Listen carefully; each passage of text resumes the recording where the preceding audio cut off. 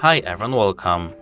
Today I have Apple AirPods 4 and I'm going to show you how can you easily manage your head gestures. At first we have to scroll down to our control panel, then we have to hold our finger on Bluetooth. Now we have to go into Bluetooth settings. Now we have to go into our device info. Now we have to scroll down until we see head gestures. Now we have to go into it. If you had them disabled, you just have to enable them.